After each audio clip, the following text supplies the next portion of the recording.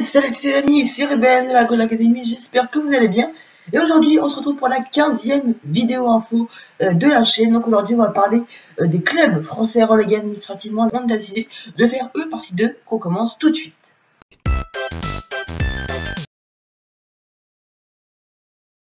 On débute avec le club savoyard d'Évian, c'est un pensionnaire de Ligue 1. Le club est issu de nombreuses fusions entre de nombreux clubs, Ville-Lagrand, Gaillard ou encore Thonon. En 2010, le club remporte le championnat national, donc l'équivalent de la 3e division. Puis en 2011, il est sacré champion de Ligue 2. Fort de ces deux montées consécutives, le modeste club, entraîné par Bernard Casoni, réalise une excellente première partie de saison en Ligue 1 et vient se hisse à la 9e position du classement en réalisant quelques coups comme une victoire face à l'OM 2-0. Les saisons suivantes sont de plus en plus difficiles pour Évian qui finit par reléguer en Ligue 2 à l'issue de la saison 2014-2015. La saison suivante en Ligue 2, cette fois, le club termine une nouvelle fois 18e et relègue à l'échelon inférieur. Cependant, la DNCG, donc qui s'occupe de tout ce qui est l'aspect financier des clubs, refuse la participation à cause d'un budget insuffisant. Le club renonce à inscrire ses équipes seniors en réserve. Cette année, seule l'équipe féminine et les U15, U17 et U19 participent à un championnat. Les droits du club sont reversés à l'association Thonon-Évian Savoie FC. En 2017, le club est renommé Thonon-Évian Savoie et débute sa saison en 7e division, la régionale 2, division dans laquelle le club évolue toujours aujourd'hui.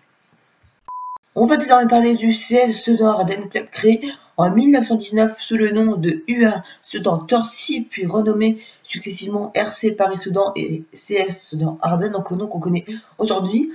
Après avoir longtemps joué en 2e et 3e division, le club monte en Ligue 1 en 1999 et atteint cette année la finale de la Coupe de France. Ceux qu'on surnomme les Sangliers vont surprendre, se qualifiant plusieurs fois pour les Coupes d'Europe. En 2003, le CS Sedan retrouve la Ligue 2, mais remonte dès 2006. La saison se conclut par une redescente immédiate en Ligue 2. Après plusieurs saisons à lutter pour la montée, le CS Sedan réalise en 2012-2013 une saison catastrophique et termine avant-dernier et donc relégué. La saison suivante, le club est racheté, mais dépose le bilan et retourne en 5e division. 2 ans et 2 montées plus tard, Sedan retrouve le national, mais redescend immédiatement en National 2. Le club termine cette saison à la 3e place de son groupe, loin derrière Créteil, et échoue donc à remonter. Créé en 1998 suite à une fusion du Vélos Vatnais et du FC, le Vannes Olympic Club fait ses débuts en Ligue 2 en 2008. En 2009, les Vannais terminent à une 10e place positive pour un promu. L'année suivante, le maintien est acquis à la dernière journée, mais en 2011, Vannes ne peut pas éviter la descente en nationale. Après 2 saisons passées dans cette division, le Vannes Olympic Club doit descendre une nouvelle fois en National 2, mais le club dépose le bilan et doit repartir en DH, donc actuellement Régional 1. Cependant, la FFF décide de placer le club en Régional 2. Après 2 belles saisons et 2 montées à la clé, Vannes peut remonter en National 3. Aujourd'hui, le club évolue en National 2 depuis le début de saison et espère retrouver le monde du football professionnel dans les années à venir. 4e club, l'AC Arles-Avignon. Le club arlésien prend ses racines en 1912 à la fusion de 3 clubs d'Arles.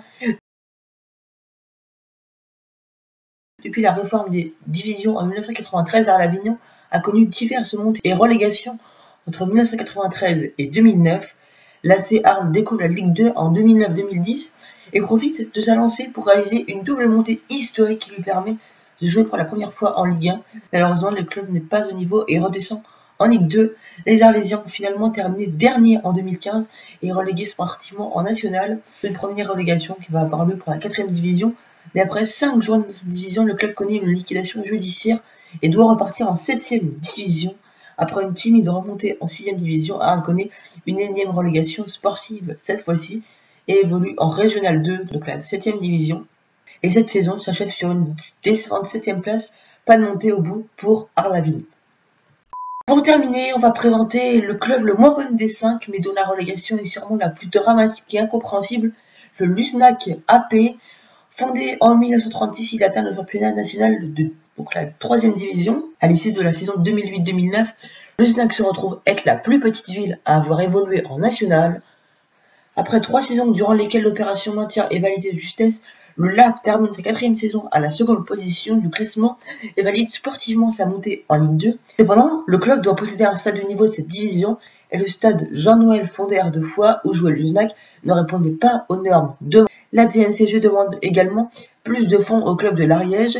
Le célébrissime Fabien Barthez, alors directeur général du club, récolte quelques millions et parvient à obtenir les droits d'utilisation du stade du club de rugby de Toulouse.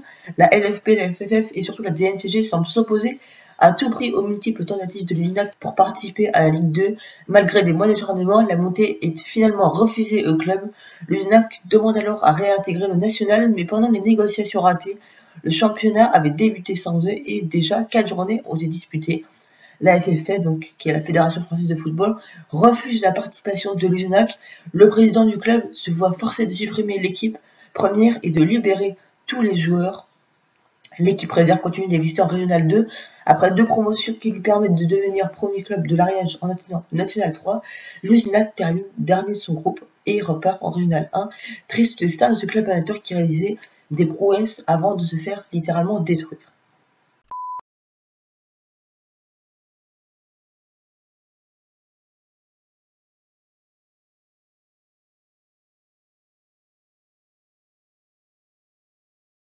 Et donc voilà les amis, c'est déjà la fin de cette vidéo, j'espère qu'elle vous aura plu. Si c'est le cas, n'hésitez pas à lâcher un petit like, on espère qu'on vous aura appris pas mal de choses. Dites-nous dans les commentaires d'ailleurs si c'est le cas, si vous diriez même pourquoi pas une possible partie 3, hein, on peut toujours.